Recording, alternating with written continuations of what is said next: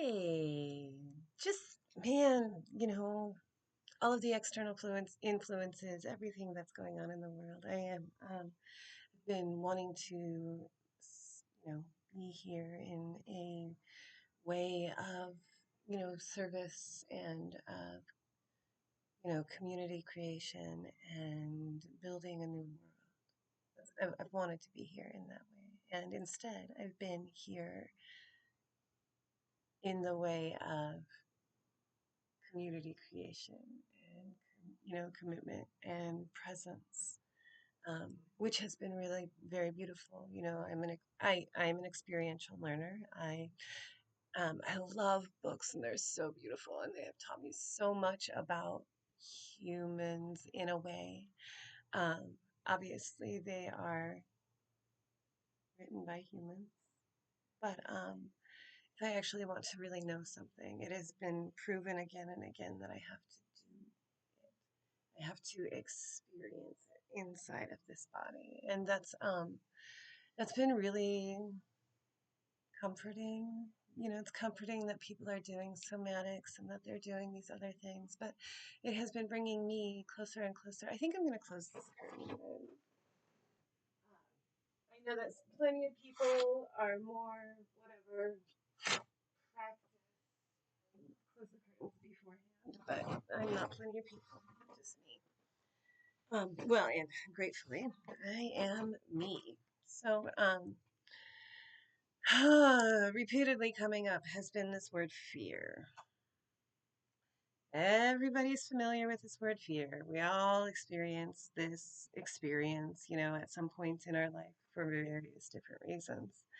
And what I keep thinking about is we collectively are giving so much power to this word, fear. And what happens when we collectively choose that there is nothing to be afraid of?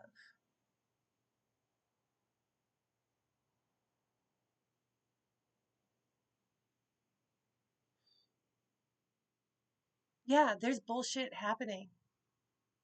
There are bullshit people doing bullshit things. And there are a lot more of us out here who are not bullshit people doing bullshit things. And there are a lot more of us out here who are really committed either to their family or their craft or, living a life that they love. There are a lot of people who are committed to also just living the life that they've been handed. Right? And believe me, I lived the life that I was handed to the best of my ability for a very long time. And that life that I was handed was really something. It was really something. And and it was vast in ways that life can be, and I'm super grateful, right? Like, oh wow, oh my gosh, if you only knew, right? And likewise, if I only knew, because I know that so many of us have had the same intense experiences, of the past 100, 200, 500 years, right? Like more, more, because we've been here for a really long time, doing these things for a really long time. And I feel so thankful that we are in an age of newness and learning and future, or this age of Aquarius, as you will, like, I mean, however you want to, what it really is showing up for me as in this world is, have you seen these kids? Do you know what they are capable of? Have you any idea what it means to be society? You are society. I am society. These are the beings who are creating the reality that we live in. What are you doing to make the world a better place? Is what I'm always asking. What can I do today to contribute to the well being of children who are not experiencing the kind of love that they deserve? What can I do to make sure that every child born onto this planet, knows that they are welcome, wanted, and needed here, and that there is a place for them, and that there is a purpose for them, and that their presence is a blessing and a gift, and there is absolutely no reason for them to fear anything. And that language of anything less than empowered, loving interactions of reality, right? People are going to fall, get scraped up. We're going to see things happen. We're going to experience the tumultuousness of entropy. You know, the only constant is change. And I heard this man say today, oh, and it was such a gift. Um, and so we can't expect anything, right? Like nothing has to be anyway, because the only constant is change, right? And so, what kind of energy am I going to contribute to change? What kind of ferocity am I going to feed these children? You know, the ferocity of loving each other, of loving all of the gifts of being.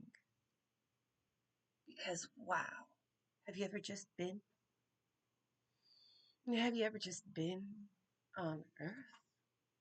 Because this place is really bleeping amazing, right? So, what if there's nothing to be afraid of, right? Like, I love that the only thing to fear is fear itself, whatever, like, I don't even know. Like, I think that many people who have known me for a long time would know that I will continually claim that I ain't afraid of shit. Ain't nothing scares me, right? And,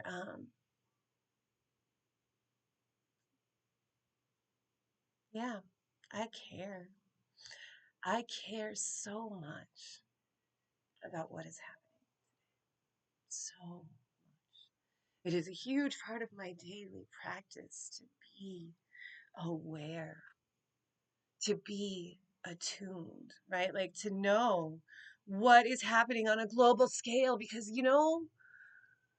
even if you don't acknowledge it, it is happening and you are feeling it, regardless of how you see things. There is no separation between any of it except for what we have created in who even knows what this is? This really beautiful planet that we call Earth, right? This beautiful place where we all get to live, where we all get to learn how to love each other, where we all get to learn how to appreciate beauty. What do you have to be afraid of? Just fucking learn, right? And allow that to be. Allow that to be what guides you forward. Allow the truth of your experience and of your existence to be what guides you. Turn off the fucking TV and go outside. It's actually that simple. And do that consistently. Turn off the TV and go outside. Put your phone down. Or put it in your pocket because you like to have the step counter. I know what you mean, but you already have it on your wrist, right? Like,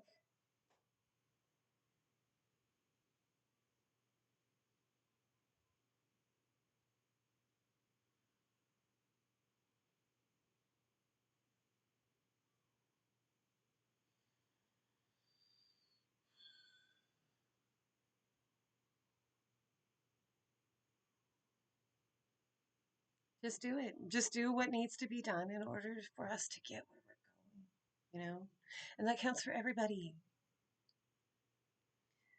I have all kinds of things. You should hear me rant and rave, mostly to myself, because it's just better that way.